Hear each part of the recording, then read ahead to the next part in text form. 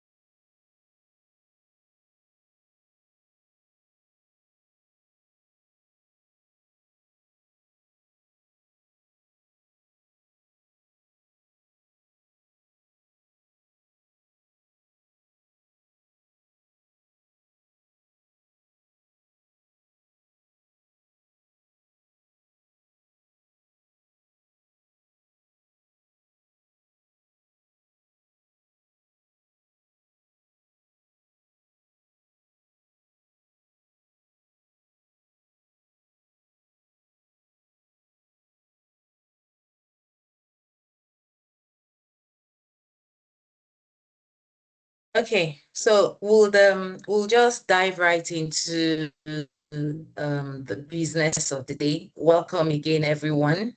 And my name is Dr. Kanayo Maduju, and we'll just go right into today's presentation.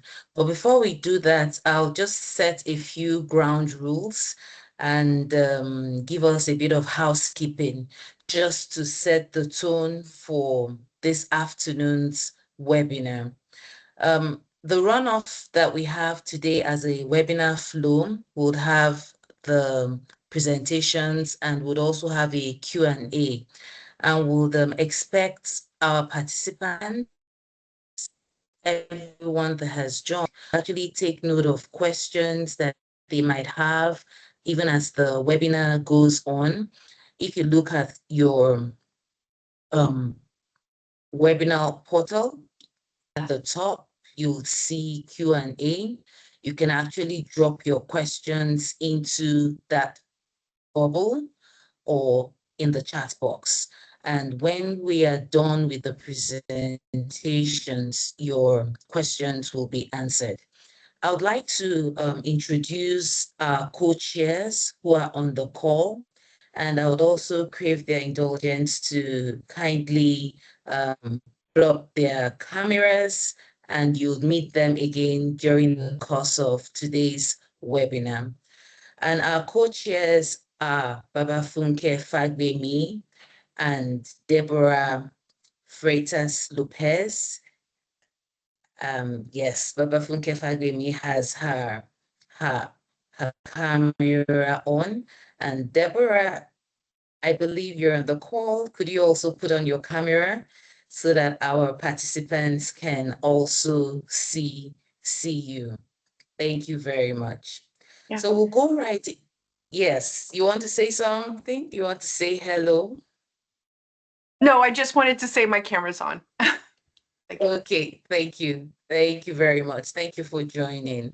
We'll go on into the first presentation, and Adenike Ayodele will be taking that presentation alongside Stephanie Desmond, and they'll be giving us a rundown of the overview of the SBCC Summit, and they will give us the history and the achievements and the broad outlook of what we expect from this year's SBCC summit.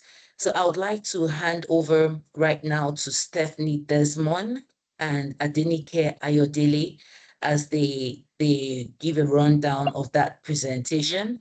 After we will go right into questions and answers.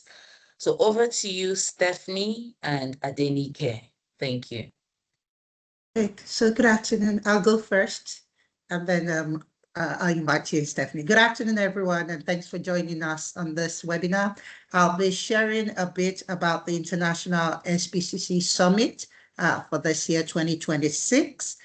Just a bit of a background first. This is the fourth in the series of the International SBCC Summit, which started in 2016 in Addis Ababa, Ethiopia. And then we moved on to Nusa Dua in Bali, and then Marrakesh in Morocco in 2022.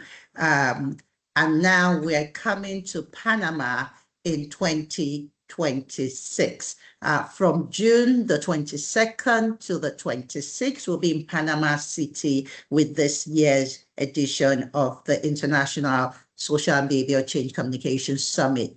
The theme for this summit is the power of connection, reimagining knowledge, action, and equity in a changing SBCC landscape. Okay, you've met two of our co-chairs, Deborah's from the Johns Hopkins Center for Communication Programs, and CCSI is also privileged to be a co-chair. Babafunke Fagbemi represents CCSI as the co-chair for this year's summit. We also have the secretariat that's made up of organizations that include UNICEF, the Global Network of Young People Living with HIV, Breakthrough, Universidad del Norte, Meteorology, and the American University of Beirut.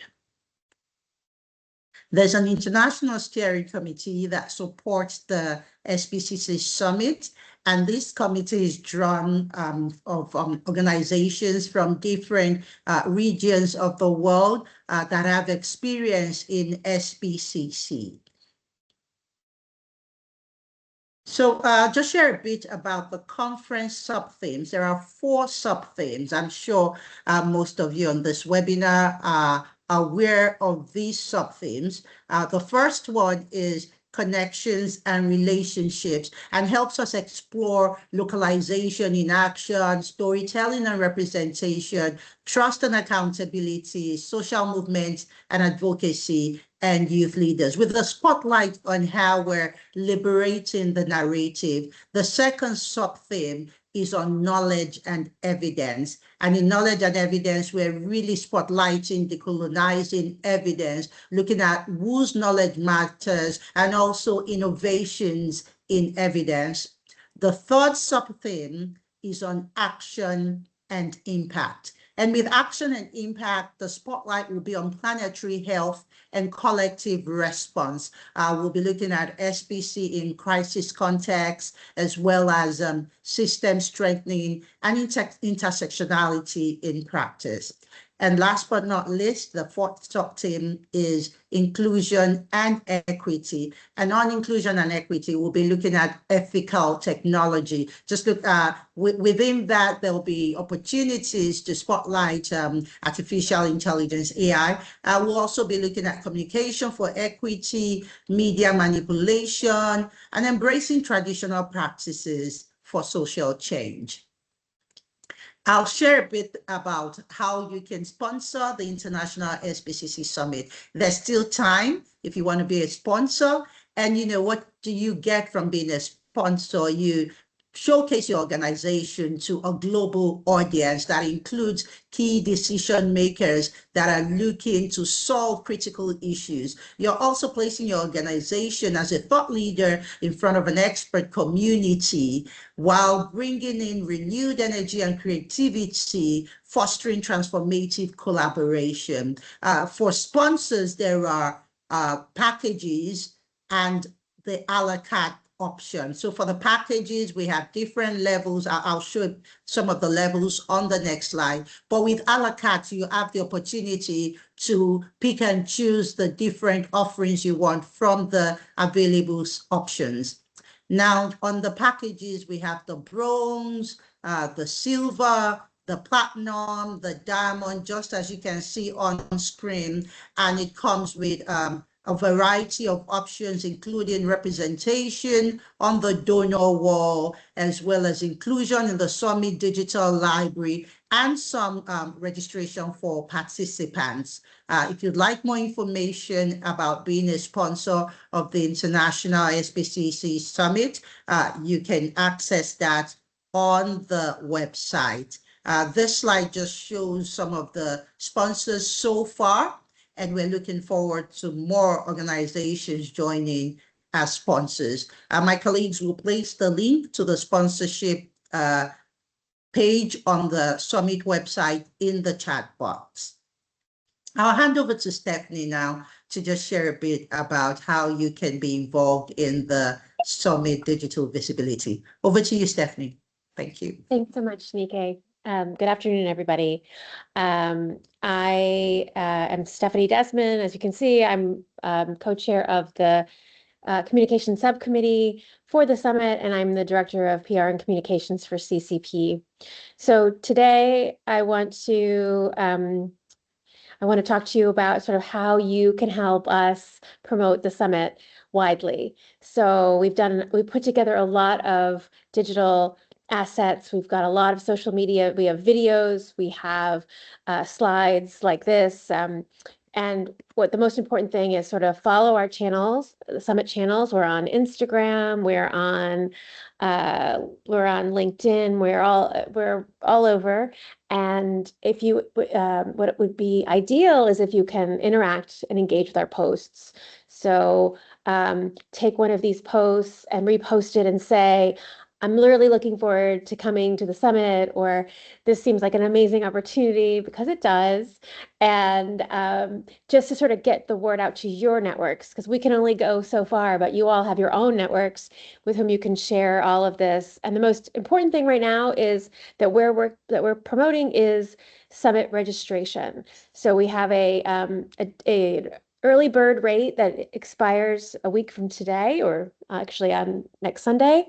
And we'd love it if you could, there's real savings there. So if people could commit to coming and sign up to register, and if you could tell your friends and colleagues to please do that as well, that would be extremely helpful in our efforts.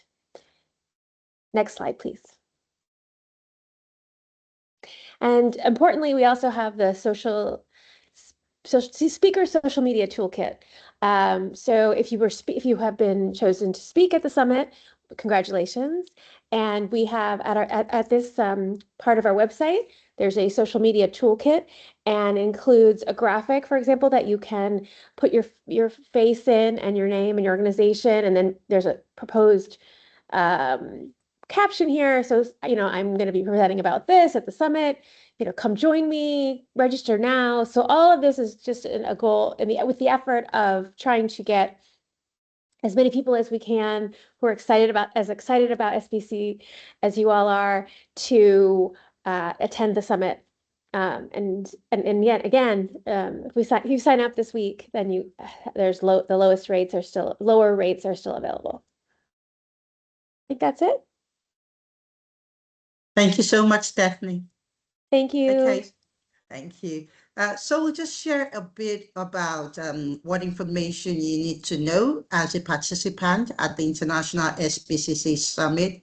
I don't know if Heather's on the call, but at some point, I'm sure Heather will weigh in as well. First is just to remind us that abstracts notifications have gone out, and you should have received a mail last week. That's especially if you are a presenter or you are an author on a group of presenters. We need you to please confirm that the accepted abstracts will be presented. If you are not the one presenting, please update and confirm the presenting author.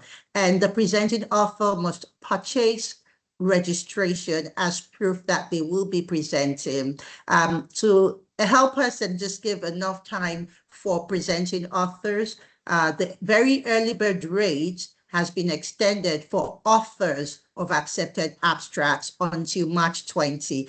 This is different from the early bird rate that Stephanie mentioned. I will show a slide about what that rate is shortly, but the very early bird rate for authors of accepted abstracts will now lapse on the 20th of March. So please go ahead and confirm. We will be presenting your abstract at the summit, and also please ensure that the registration for that author is purchased. Next, I'll share a bit about hotels, flights, and visas. What do you need to know? You can get significantly discounted rates from hotels that has been verified by the summit team on the summit website. The link is on your screen, but my colleagues will also put the link in the chat so that you can check out the hotels. At the moment, we have 9 hotels that are located along the official shuttle routes for the SBCC summit.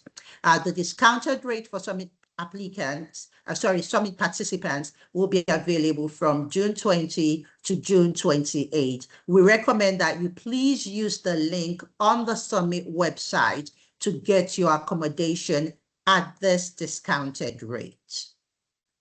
For flights, the summit team has been able to negotiate discounts on some airlines, and work is still, negotiations are still going on with KLM and France and Air France, but at the moment there's discount available on Copa Airlines, on Delta, and on United Airlines. And yeah, as you can see from the screen, the airline logos that you can see are those that you can access through United. We put that there just to flag that Lufthansa is one of the airlines that you can access the United discount on. So yes, please, let's go ahead and start booking our flights.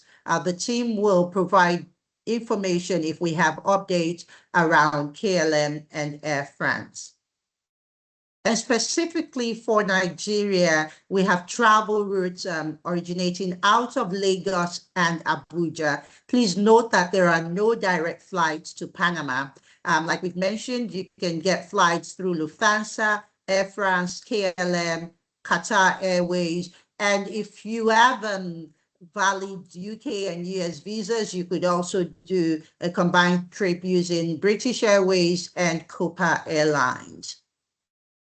Now, for the SBCC Summit visa application process, the extensive information is available on the Summit website. So please check the Summit website for your visa application. The visa requirements depends on the nationality and the passport type.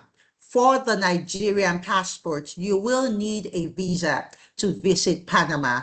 However, some travelers who would normally require a visa to Panama with a Nigerian passport may be exempt if you hold a valid visa or residence permit from countries such as the United States, Canada, UK, or the Schengen area.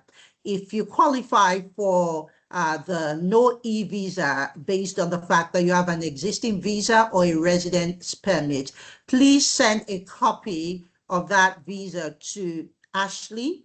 Ashley's email is displayed on screen. That's ashley.riley@jhu.edu. This email will be shared in the chat box as well, but it's also available on the Summit website so that the Summit team can confirm validity with the Tourism Authority.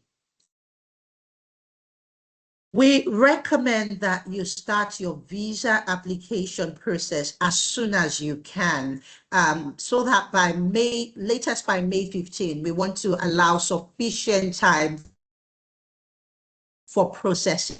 And even though the summit site says May 15, for Nigerian delegates, we're recommending that if possible, let's get our e-visa applications done by April 15, so that, especially because a number of the routes for travelers require transit visas, so that you can get your e-visa sorted, but then you're also sorting your transit visa. And the summit team, even though the summit team is working closely with local authorities to facilitate and expedite visa applications, we want to note that the final visa approval is determined solely by Panama Security Council in coordination with their National Migration Service. And so we cannot offer guarantees for approvals. Also, please note that visa on arrival is not available for travelers who require a visa, such as those from Nigeria. For your visa application on the website, please note that your documents, your supporting documents, will be submitted in Spanish. So please, you will submit the original document in English and a Spanish translation of the same document. And this includes your passports or national IDs, the airline tickets and hotel confirmations, and the requesting a visa as a tourist form for the Panama visa. I'll just run through some of the documents you need, but like I said, all this information is available on the summit website. The requesting a visa as a tourist PDF must be completed in Spanish. You can make use of translation tools such as Google Translate or DeepL. You also need to submit your passport. Please note that there must be at least 6-month validity on your passport. You also would need ID from country of residence if you live in a country that's different from your nationality. You'll need to upload your passport photograph as well as a summit invitation letter. You can generate your summit invitation visa letter from the platform that you use to, if you submitted abstracts, it's on the Summit Drifter platform. But we'll also post this link in the chat box so you can check. If you're not there yet, you can register and generate your visa letter through that platform. 2 more things, your airline reservation as well as your accommodation reservation. The e-visas you get will allow a maximum stay of up to 30 days. So we encourage you to take advantage of this opportunity to explore Panama. You can choose to go earlier before the summit or stay a bit behind after the summit. I've mentioned that if you're flying from Nigeria, you will likely need transit visas, especially if you're traveling through with KLM through Europe or with Air France and Lufthansa. If you're traveling through Europe, also some transit through US. So you either have a visa for traveling through US or you get the relevant visa for the US. If your application is denied for any reason, please note that you may reapply. If you have questions or you need support, please go ahead and send a mail to the info@sbccsummit.org address and you will get a response shortly. For more information on the visa application process, the link is on your screen. It's on the Summit website under visa information. This link will also be posted in the chat box so that you can check out what you need to do for your visa application process. I'll hand over back to Precious now to take questions and answers. Thank you. Thank you very much, Nike and Stephanie. That was quite elaborate, and we'll go right into the questions and answers. If you have any question, could you raise your hands up? Are there questions? I imagine that quite a would come up and arise from some of the things you saw on the slides and some of the presentations that we just heard. Okay, I see your hand up, Samson. So I'll just kindly want to request that everyone that has a question should kindly go straight to the point so that we can afford other participants with time to also have their questions answered. So Samson, you have the floor. please go straight to your question. Then we'll have one of our co-chairs respond to you. You can speak.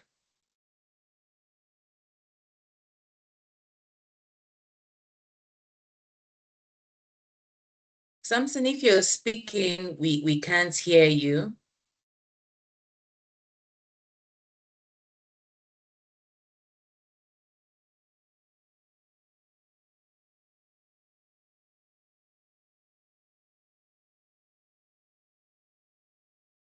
Okay, while we sort out Samson's audio. Okay, you have the Good floor. afternoon. You can go ahead. Yes, good afternoon, and thank you very much for the information you've shared. Just a concern for those of us who might want to apply for a transit visa through the French embassy for France.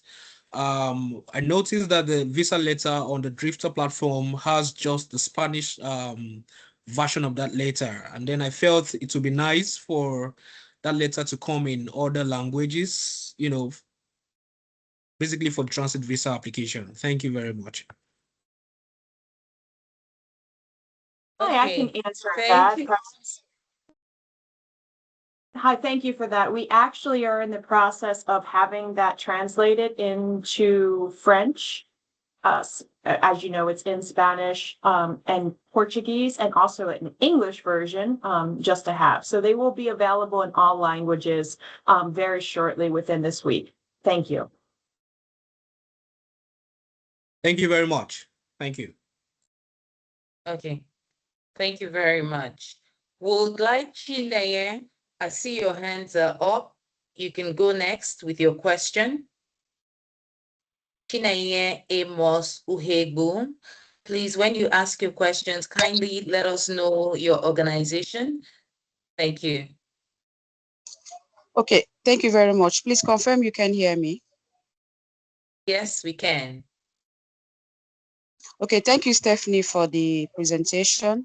I'm Chinenye Mosebu from the Nigerian for Women Project. Our abstract was, group abstract was accepted. Is it possible, if I can ask, if we can do a joint visa application? That's my organization, or must we do it per person? Thank you.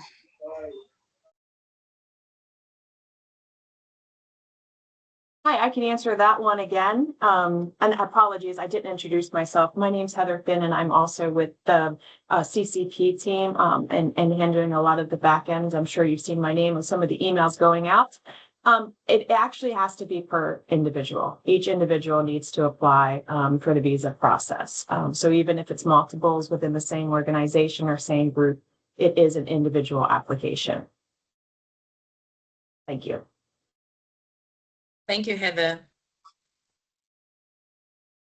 Chidebere Asimobi, I see your hands are up. You can go next.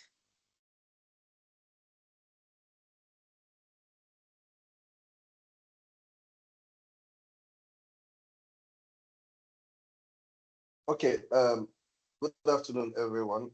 Can you hear me? Yes, please go ahead. We can hear you. Okay.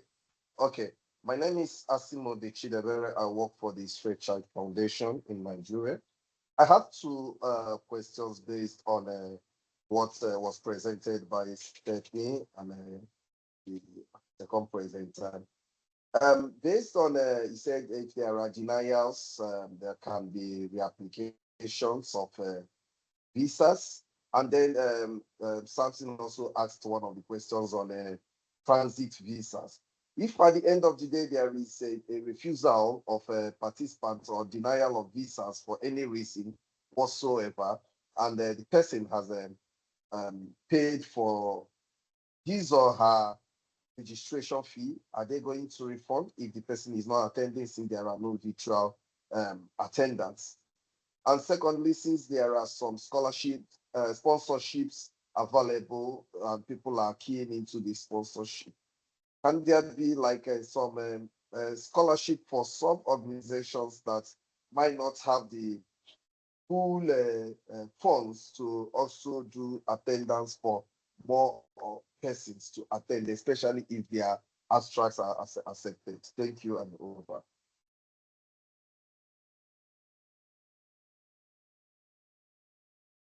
Thank you, Chidebere. Nika, do you want to respond to that question? It was in relation to the presentation that was made.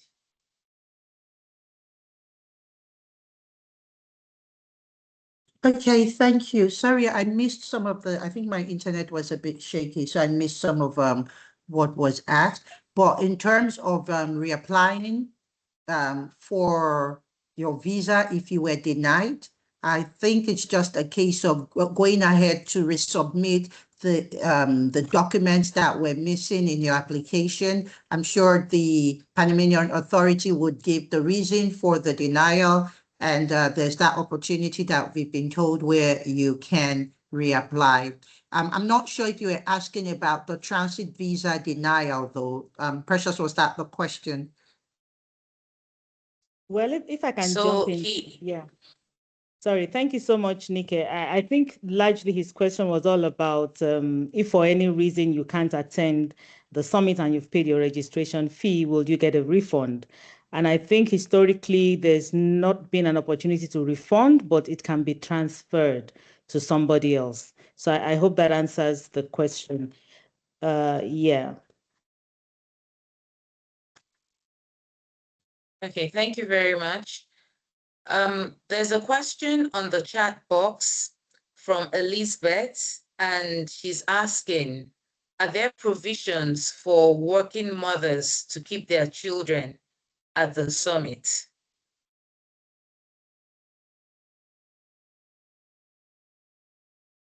Is anybody responding? Yeah. Hi, Elizabeth. We are definitely child friendly. We're nothing mother friendly. But right now, I'm not sure we've got all those details locked in. So for now, we really cannot say that we have made provisions by the summit organizers for nursing mothers to keep their children. It's a conversation we've had before, but we've not really locked down on that. Maybe Deborah or Heather wants to chime in. Hi, this is Deborah. I can clarify that we have a nursing mothers space. Is that right, Heather? That is correct. We do. Yeah. But in terms of anything else right now, we have not firmed up anything else. Thank you.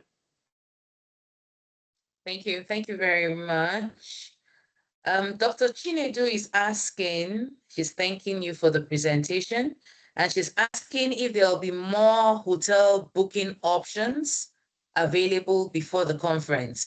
From the presentation, it was outlined that we have 9 hotels that will be from Nika's presentation. So she's asking if there are more hotel booking options available to participants.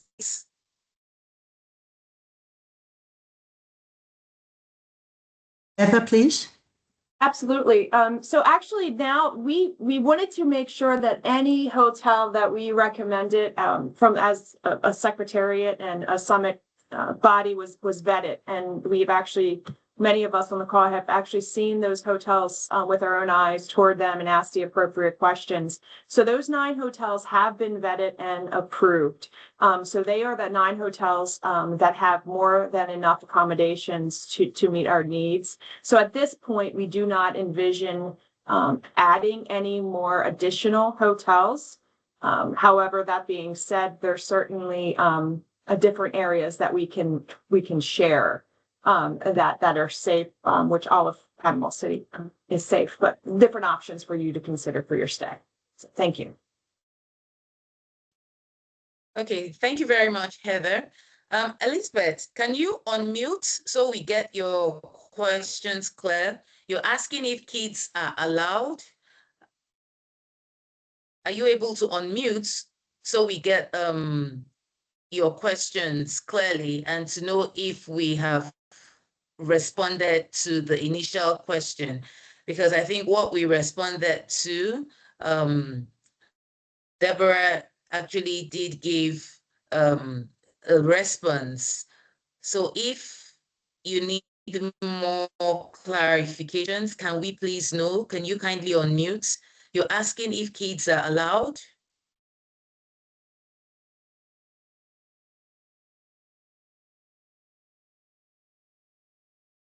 Okay, probably we'll come back to your question. Chidebere, it looks like your question, you needed further clarifications, but a response has been put in there. Or do you want to unmute and provide a clearer understanding of your question?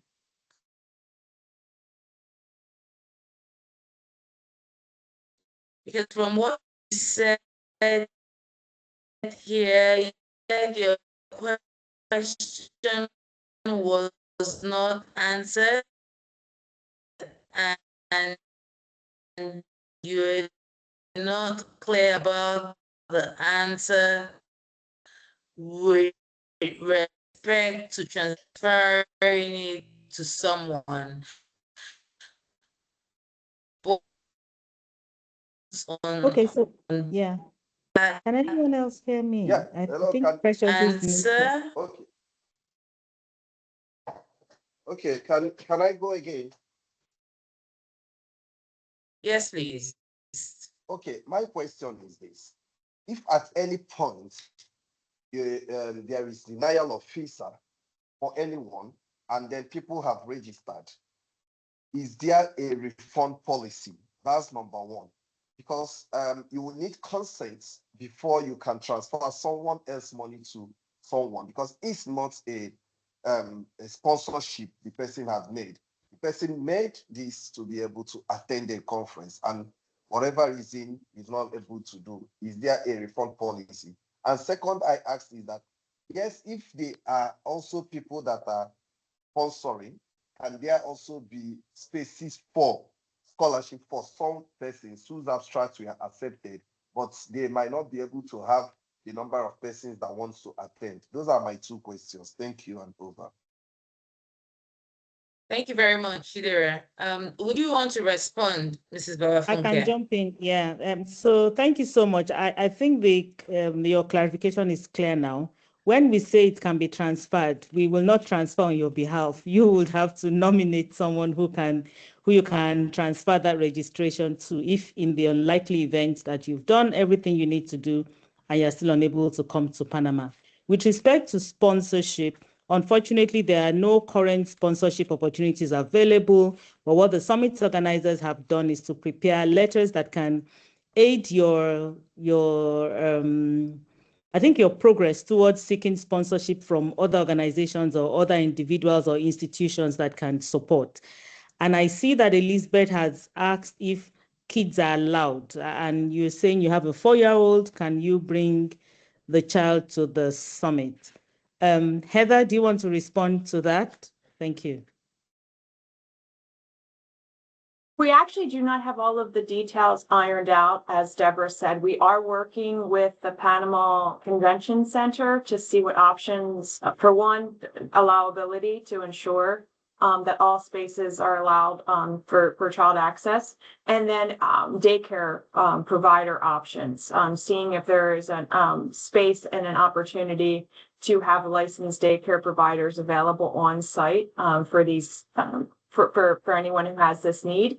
Again, we do not have all of the details worked out, but we certainly will have that information forthcoming. Thank you very much. Winifred is asking, is it possible to travel from Nigeria to Panama without a transit visa? She dropped that question in the Q&A box. Well, Winifred, thank you so much for that question. It is possible to travel from Nigeria to Panama without a transit visa, but it depends on your existing visas and if you're using a Nigerian passport. So like Nike mentioned, you ideally need a Panamanian visa to enter Panama if you have a Nigerian passport. The exception being if you have a UK visa or a US visa that you have used before. For that, you might actually get an exemption and you don't need a Panamanian visa. But I will urge everyone to please ask. And you talked about transit visa. Transit visa depends on the route you want to follow through to get to Panama. If you are going through a Schengen country, I bet you need that transit visa. If you're going through France, you definitely need that transit visa. So it depends on the route you are traveling through and the documents that you're using to travel and the existing visas that you have. Thank you. Thank you very much. So, Tolulope Obey, I see your hands are up. Can you unmute to ask your question?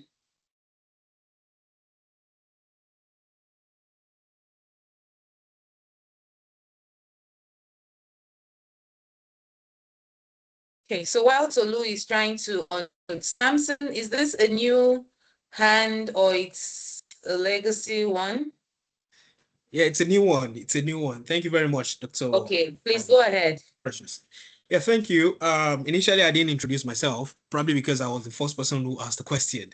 So my name is Samson Odikobe, and I work with the Association for Reproductive and Family Health, and I have an abstract accepted. Thank you for answering my other questions and assuring us that we're going to get alternative languages for the visa letter. I have two more questions. The first being that while filling the requests, requesting a visa as a tourist PDF document, and we've been mandated to fill that document in Spanish. I used the DeepL translator for Abuja, to know the Spanish translation, and there was no difference. But when I used the Google Translate, Abuja was translated to Abuja. So, I may want to know which is the accepted translator so I can so that my visa can be approved. That was just on a very lighter note though. The second question is that I secured my accommodation at Hotel Rio Plaza, Panama. And after making payments and getting the reservation, I checked their website and saw that there was the clause that says that the reservation policy says that check-in begins at 15:00 and bookings are upheld till 18:00. But on my flight ticket, I am to arrive in Panama by 19:45, so which is beyond the time. So I really want to know, I hope I'm still going to get my reservations, even though I'm going to arrive at Panama after their time. Thank you. I hope that was clear. I can take both of those. Thank you. And it's a great point you brought up to your first question about the translation and what is acceptable. We asked point blank if the Google Translate and the DeepL Translate would be acceptable, knowing that there's minor variations between the two, and we have been told that both are acceptable. So there might be minor differences for them, and then we'll make sure that they're vetted and taken care of. We certainly do not want an application kicked back because there's a terminology issue. If for any reason, I will bring up your exact point after this call to the authorities and make sure that that is still accurate. But for now, that is the guidance we've received, that both are acceptable. As far as your reservation, that is more than likely their standard language, because we have been very clear that the flights will be coming from global all over the regions, and that different flight times will arrive. So you definitely will have your room. If you come in past that time, you certainly will. And for any flights that arrive before the check-in time, there's actually a way to stow your luggage should you get through everything before that 3 o'clock time period. We'll make that a little more clear on the site and allow and ask our hotels to update some of their booking information for those direct links. So thank you for that. Good. Thank you so much for your response. Yeah. Thank you. So are you able to speak now? Yes. Good afternoon, yes, please everyone. Go ahead.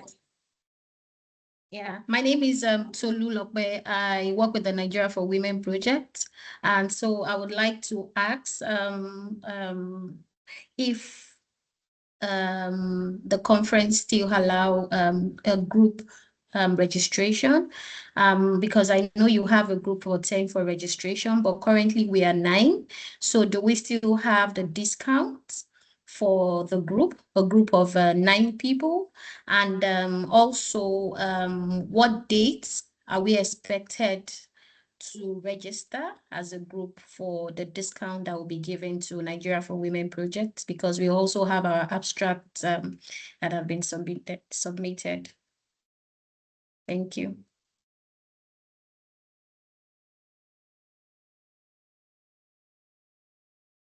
Heather, do you want to take this, please? I was actually looking at Funke. So the way that you're so close. The way that the discounts are applied now, it's actually upon the 10th person.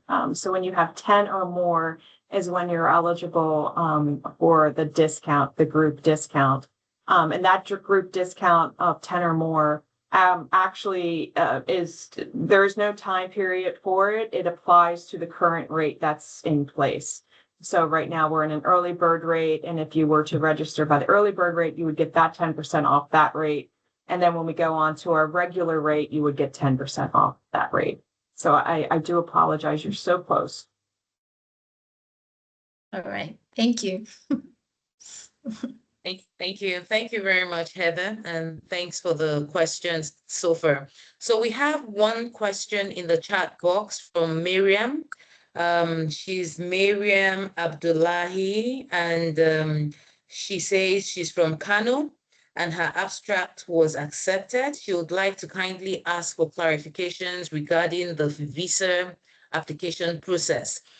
For participants who have not yet completed registration, is it advisable to begin the visa application process, or should we wait until registration and payments are completed, considering that some visa requirements appear to be linked to confirmed registration?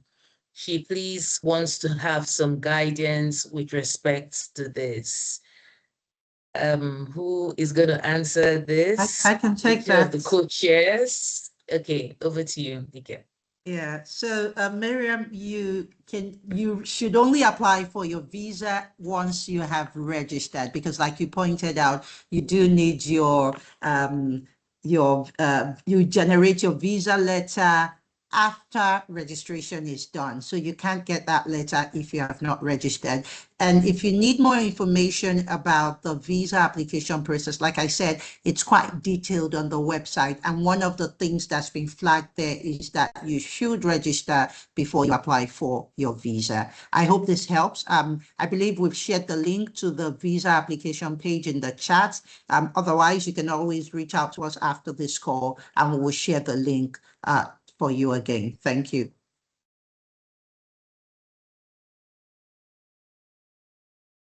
Okay, thank you. Thank you very much, Nike.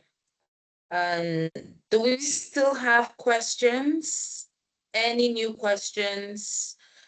Please kindly do well to go into the chat box. We have quite a number of links that will help you with respect to some of the questions that you have asked. And Dr. Chinedu, yes, we see your feedback on the need to confirm if there is no charge for earlier hotel check-ins.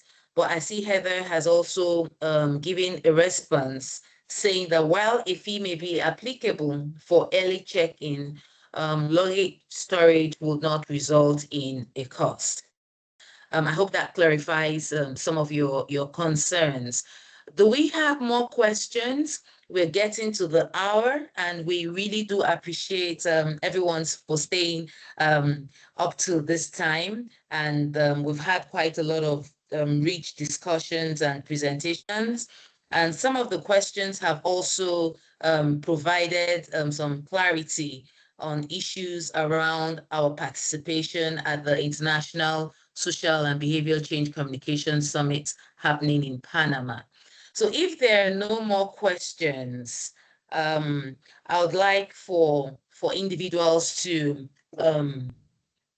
okay, I think one question just came in. Let me just look at it before we go on to what next.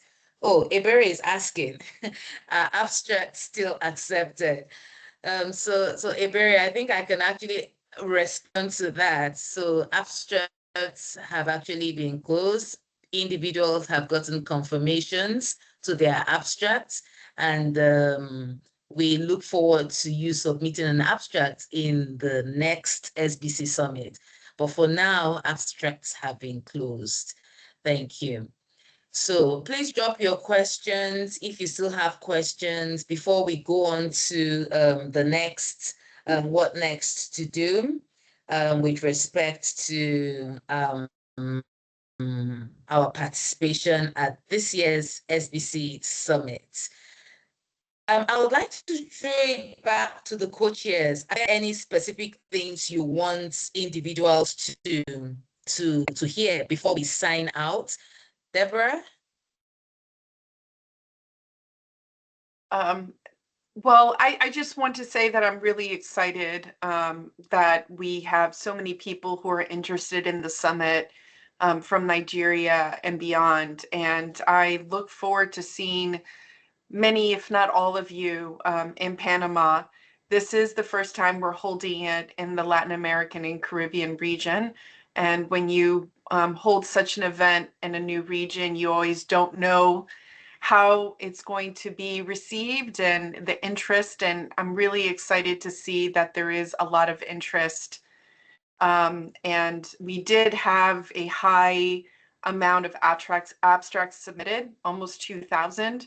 And so this summit is getting better and better each time we do it. And it's been wonderful to see the submissions. And it's been also wonderful to work with CCSI. And we look forward to seeing all of you in Panama City in just a few months. Thank you. Thank you. Thank you very much, Deborah. And we'll go on to Baba Funke. Any last words you would want participants to hear as we look forward to seeing everyone in Panama? Thank you very much, Precious, and thanks for an excellent moderation. I think Deborah has actually said it all. But why we are really keen about holding sessions like this, especially for the Nigerian delegates, is we know that the interest is usually really high, and we really want Nigerians to show up, powerfully.